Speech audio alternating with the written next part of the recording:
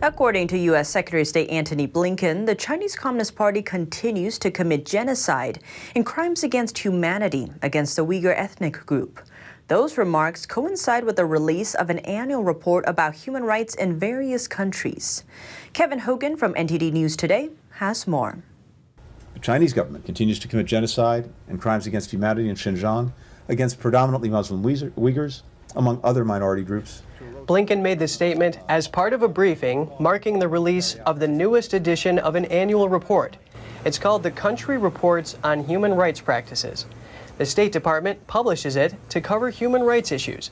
It includes details on 198 countries across the world.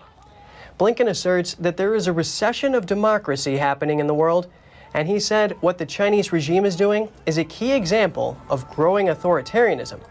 That is what Blinken calls its mass campaign of repression and genocide against the Uyghurs.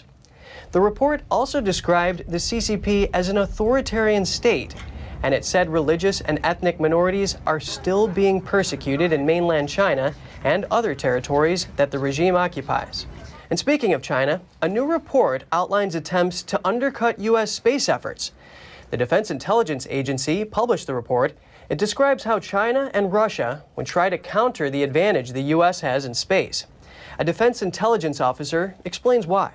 Russia and China, our primary strategic competitors, are taking steps to undercut the United States and our allies in the space domain.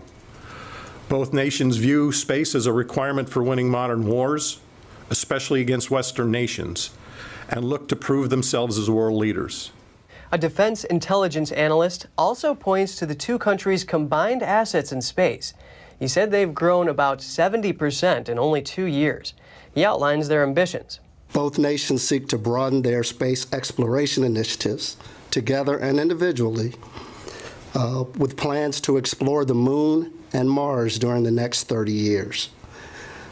And if successful, these efforts will likely lead to attempts by Beijing and Moscow to exploit the Moon's natural resources.